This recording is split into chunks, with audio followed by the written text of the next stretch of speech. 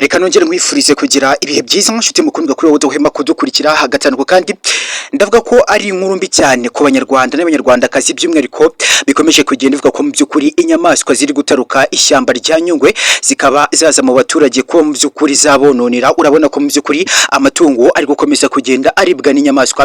Namakuru ababaje cyane kugeza kuri aka kanya. Urabona ko polisi mu by'ukuri ariyo ije, bivuga ko mu by'ukuri mu karere ka Nyanza hagaragaye inzoka nini cyane yanatorotse mu by'ukuri ngo ishyamba rya Nyungwe. Namakuru akomeje kugenda tugeraho, murabona kuri screen zanyu mu by'ukuri ni ikiyoka kinini cyane gifashe inka, ndetse kandi nyuma yaho urabona ko cyaje no kwa mu by'ukuri cyahangayitsa polisi y'u Rwanda, ndetse tunayishimira ku gikorwa yakomeje kugenda inakora kwa mu by'ukuri yakomeje kugenda igarura amahoro nyuma yuko iki kiyoka cyari kimaze kwa mu by'ukuri cyabasha kuba cyaza mu mutekano w'abaturage kikaba cyawuvogerera. Kugeza kuri aka kanya ubona ko polisi ikoze igitangaza gikomeye cyane cyo kwa mu by'ukuri yahagarika iki kiyoka. Ni ikiyoka kinini cyane kigaragaye mu karere ka Nyanza, biri kumvikana ko mu mujyi wa Kigali mu by'ukuri benshi cyane bakomeje kugenda bavuza induru cyane kugeza kuri aka kanya. By'umwihariko nshuti mukundwa, reka nizere ko atari ubwa mbere tugiye kubana kuri YouTube channel yacu. Niba ubwa mbere turagusaba gukanda subscribe, ikindi kandi wikane gukanda kuri iyo nzogera ya notification kugira ngo ntuzajye ucikwa inkuru n'ibigaro by'umwege dukomeza kugenda tukugezaho gatanu kandi ibisanzwe aha ni kuri Vibes Kigali TV ukomeje kugenda ugerwaho n'inkuru zacu gatanu kandi nibisanzwe nge nyita ntirenganya Jean mukomeje kugenda mubana mu makuru atandukanye. Reka nshimire Mr Ben Andre mu by'ukuri iremera ukomeje kugenda atugezaho aya makuru dukomeje kugenda tuyabagezaho mu by'ukuri tubikesha n'ikinyamakuru cya Zona TV Match FM gikomeje kugenda mu by'ukuri kitugezaho zino nkuru. Reka mu by'ukuri tubagezeho iyi nkuru ikomeje kugenda ivugwa, ndagira ngo murabona polisi yakomeje kugenda ikaza mu kuba mu by'ukuri yakongera gufata iki kiyoka ikaba yagisubiza muri parike ya Nyungwe. Murabona ko ari ikintu gikomeye cyane, ndagira ngo abari mu karere ka Nyanza muraza kwa mu by'ukuri mwatubwira muri comment, ndetse ari naho habereye kino cyago gikomeje kugenda gicicikana hirya no hino ku mbuga nkoranyambaga. Aho kandi mu by'ukuri byakomeje kugenda byumvikana ko none mu karere ka Nyanza hagaragawe cyangwa se hagaragajwe umugabo watwitse inzu yose ikagurumira. Mu by'ukuri ni isoko ryose yaritwitse, bize no kuba byagaragara mu by'ukuri ku isaha nibwo aje kuba yafatwa ku isaha y'isa 10:10. Uyu mugabo yaje kuba yafatwa na polisi, kugeza kuri aka kanya akaba ari mu maboko ataraye. Ndagira ngo mu by'ukuri tuze kuba twasesengura amwe mu makuru akomeje kugenda avugirwa mu Rwanda kuri isa 10 mu by'ukuri amakuru akomeje kugenda atugeraho.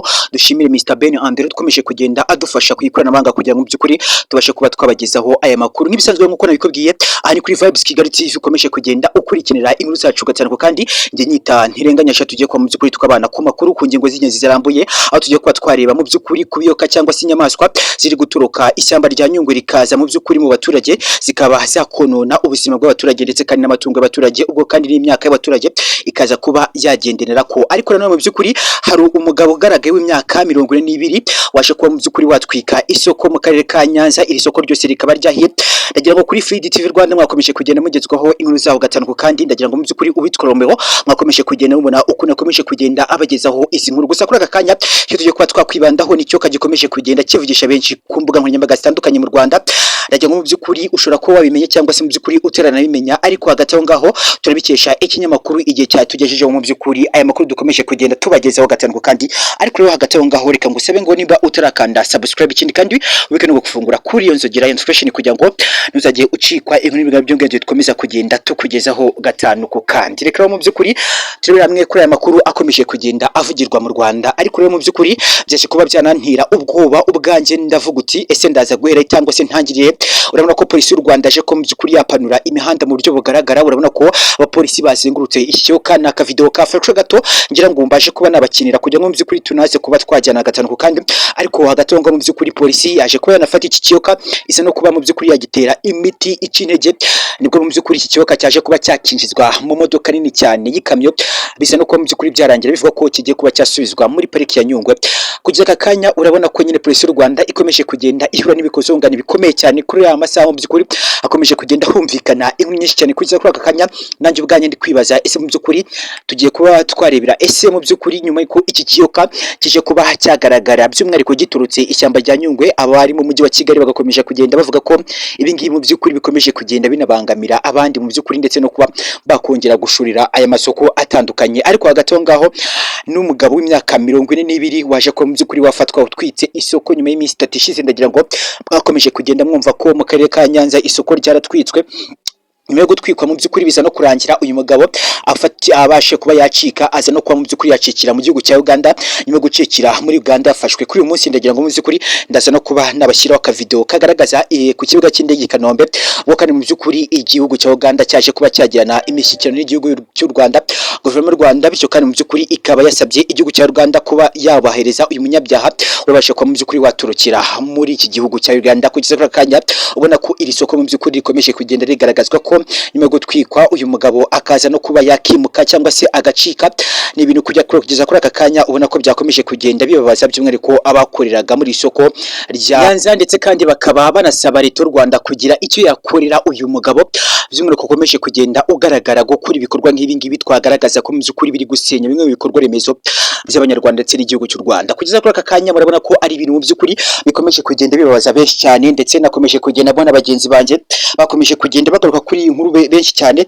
Ariko rero kamabwire ngo mu by'ukuri impamvu mutari kubona wenda amakuru nyabagezaho cyangwa se mu by'ukuri mukumva ari wiki cyane nuko mu by'ukuri ntabwo mpari kugeza kuri aka kanya, biragaragazwa ko mu by'ukuri ndi muri wiki. Ariko rero reka mabwire ngo muri minsi iri imbere turaza kuba twanabana, kubera ko murumva ko nyine ntanameze neza, ariko mu minsi iri imbere mu by'ukuri ndagira ngo turaza kuba twabana mu buryo burambuye, aho kandi nibuze ko mu by'ukuri mpari dutangirane ya shampiyona y'amagare kugira ngo ubundi bigende neza, nyuma y'uko mu by'ukuri u Rwanda rwabasha kuba rwatera intambwe yo kuba rwagaragara mu by'ukuri muri shampiyona ku rwego rw'isi mpuzamahanga.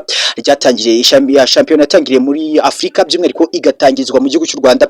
Ndagira ngo mu by'ukuri tuzaba duhari kugira ngo tubagezeho aya makuru. Mu bisanzwe rero nzaba mpari kugeza kuri aka kanya, benshi cyane nakomeza kugenda mbona munyandikira uti Mr John Fero wagiye he, cyangwa se ngo ntabwo uri kutugezeho amakuru. Reka mbabwire ngo mu by'ukuri ntabwo muri iyi minsi ndi online cyangwa se ndi ready kugira ngo mu by'ukuri tubashe kuba twarabana. Ariko reka mbabwire ngo kuri Zone TV Match FM ndetse na Vibes Kigali TV n'andi makuru yose dukomeza kugenda tubagezaho, ndaza kuba mu by'ukuri mpariye by'umwihariko mu myidagaduro kugira ngo tubagezeho aya marushanwa y'amagare mu by'ukuri akomeje kugenda agaragazwa ko mu by'ukuri azaba yibanzweho n'umwe mu bagabo bakomeye cyane. Kugeza kuri aka kanya bagira ngo mu by'ukuri mbashe kuba nabiyereka gato kugira ngo tubashe kuba twanaganira, ndetse kandi mwongere kunyumva kugira ngo mu by'ukuri twongeye tube twanabana. Ariko kugeza kuri aka kanya reka mbabwire ngo ku itariki 20 by'umwihariko kuri 21 ari nabwo iyi shampiyona izatangira, byemezwe ko neza azaba ari ku cyumweru nimba ntibeshye, ku cyumweru bivuga ko ari ku itariki 21 z'ukwezi kwa 9, ubwo kandi shampiyona y'amagare ku rwego rw'isi ndetse ku mpuzamahanga kuri Afurika rizaba ryatangiriye mu Rwanda. Nzaba mpari kugira ngo mbagezeho aya magare, cyangwa se nzaba mpari kugira ngo mbagezeho uko makuru azaba ari update. Kugeza kuri aka kanya mu by'ukuri nzaba ndi mu mihanda ya Nyarugenge ndetse ni Remera, aho kandi mu by'ukuri bikomeje kugenda bivuga ko n'indi mihanda yose yamaze kuba yagerwaho muri mirongo, aho kandi tuzaba turi kumwe n'abagenti bacu batandukanye hirya no hino mu gihugu cy'u Rwanda kugira ngo tubagezeho mu by'ukuri aya mashampiyona y'amagare. Murumva ko mu by'ukuri ari ibintu bizaba binakaze cyane. Bigeze no mu by'ukuri muri icyo gihe ntaraza, reka mbabwire ngo mu by'ukuri najya nsaba information kugira ngo aho ndi nkomeze kugenda bibagezaho, ariko ndeka ndaza kuba nakora icyo nshoboye kugira ngo zabe mpari tuzabe turi kubana gatanu ku kandi. Reka nshimire bagenzi bacu bakomeje kugenda badufasha. Ciao ciao.